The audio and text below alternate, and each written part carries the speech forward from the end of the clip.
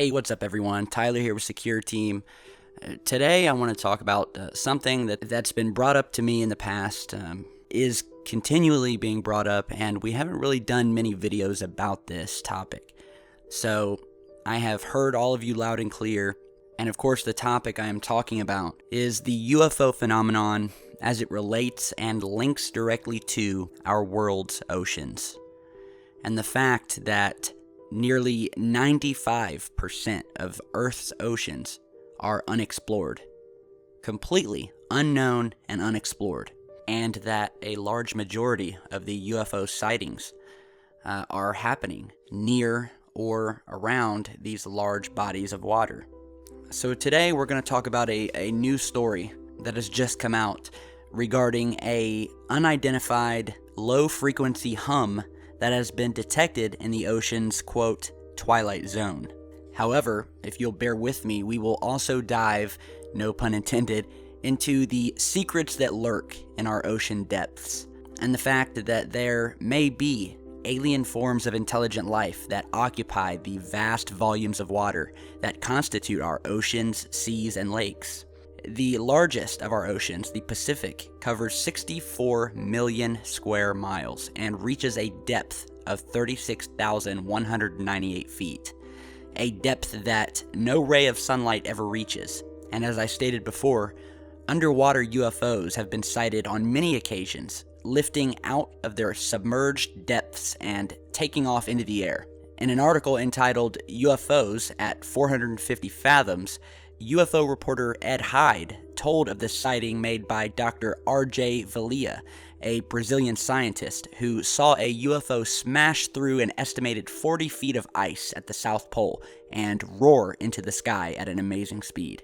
And it was an author and researcher by the name of Dr. Ivan T. Sanderson who suggested that aliens could remain undetected by building their bases beneath the world's oceans.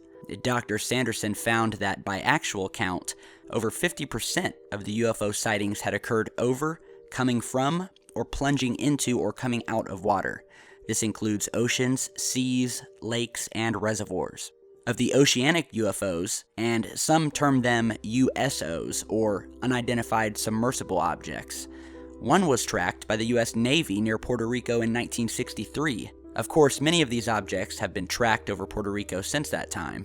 On a training maneuver, a sonar operator detected a subaqueous object traveling at over 150 knots. The technicians tracked this object for 4 days, and it maneuvered down to an incredible depth of 27,000 feet.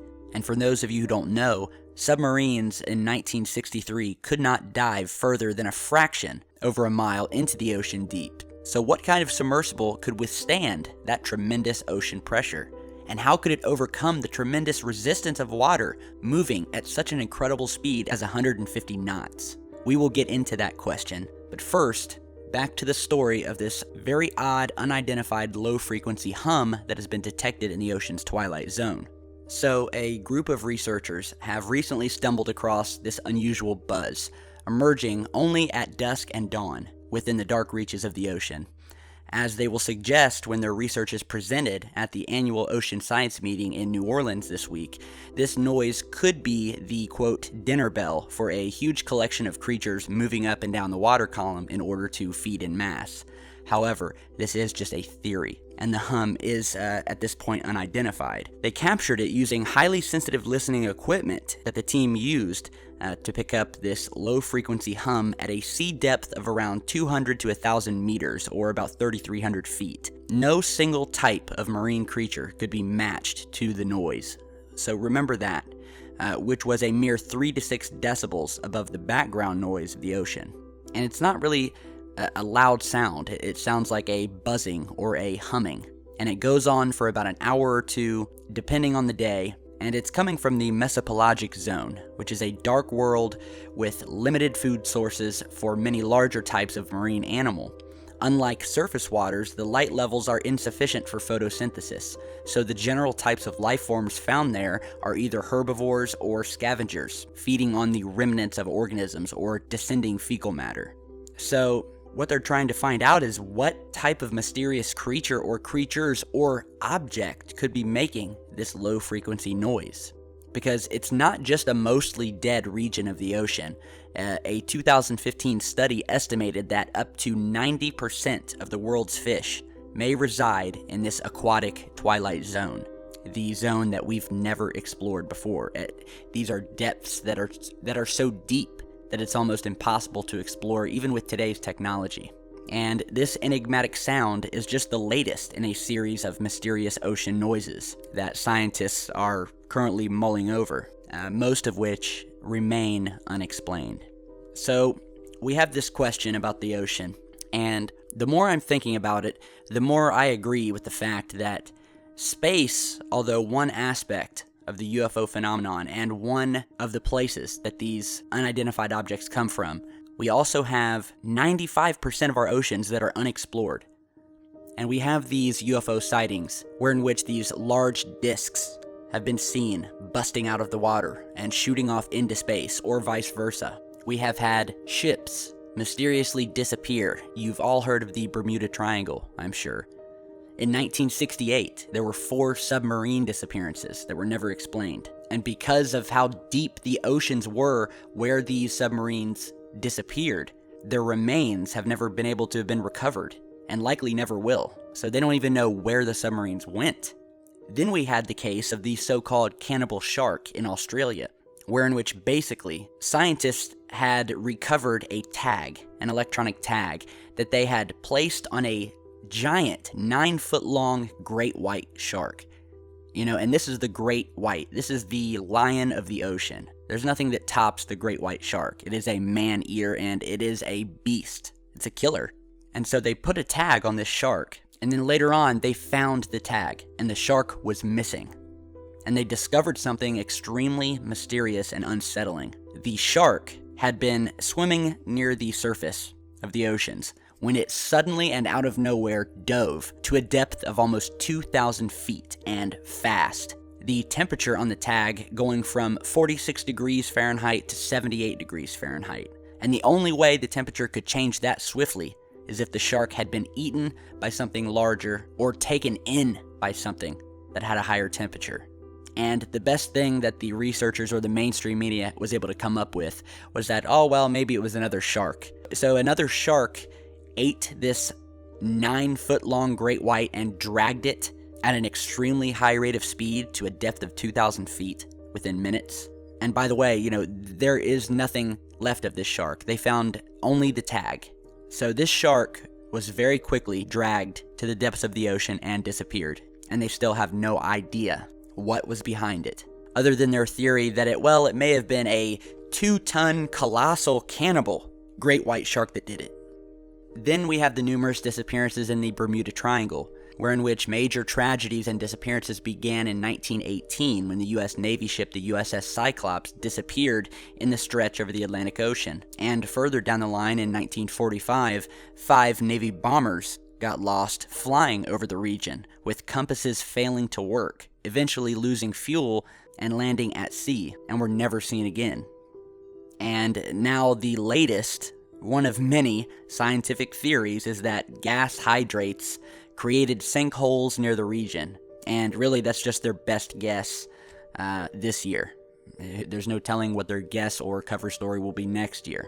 Then, and you may remember, we did a video last year after a pilot caught these baffling mystery lights while flying over the Pacific Ocean. An image from that video you're seeing here, and we will put the link to that video down in the video description. A pilot was flying over the Pacific and caught these mysterious lights of different colors. We had reds, oranges, greens, and yellows by the thousands, all grouped together in this small area in the Pacific. And he took multiple pictures, multiple angles, and even after passing over the area, you could still see these lights for miles, as you're seeing in this image here. And it is still unknown today what these lights came from or what they were. Finally, we go on to one of the most well-documented stories about these underwater UFOs and crafts. I'm talking structures, I'm talking crafts, flying saucers, and disc-shaped crafts that actually attacked a Navy fleet near Antarctica. And for those of you who don't know, I am talking about the story of Operation Highjump and Admiral Richard E. Byrd in 1947, who led 4,000 military troops from the US, Britain, and Australia in an invasion of Antarctica called Operation Highjump, and at least one follow-up expedition. And that is a fact. You can look it up, it's undeniable, but the part of the story that is seldom told, at least in official circles, is that the Admiral and his forces encountered a heavy resistance of flying saucers in their Antarctic venture and had to call off the invasion. So Operation Highjump was basically an invasion of the Antarctic, which consisted of 3 naval battle groups which departed from Norfolk, Virginia on December 2nd, 1946.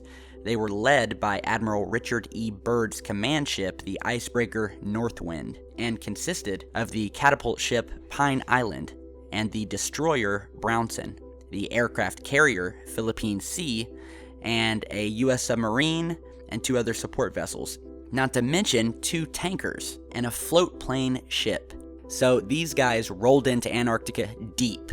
Whether it was with manpower or ships, they were rolling in deep, they had plenty of firepower, plenty of planes, and they were basically attacked by flying saucers that bursted up out of the cold Arctic waters, attacking the ships, attacking the planes. Planes were sent up to fight the objects. The planes were no match for the speed of the flying saucers, and the Admiral lost over half of his men and had to retreat. And so later on March 5th, 1947, in the El Mercurio newspaper of Santiago, Chile, Admiral Byrd was quoted as saying that it was, quote, imperative for the United States to initiate immediate defense measures against hostile regions. Furthermore, Byrd stated that he didn't want to frighten anyone unduly, but that it was a bitter reality that in case of a new war, the U.S. would be attacked by flying objects which could fly from pole to pole at incredible speeds.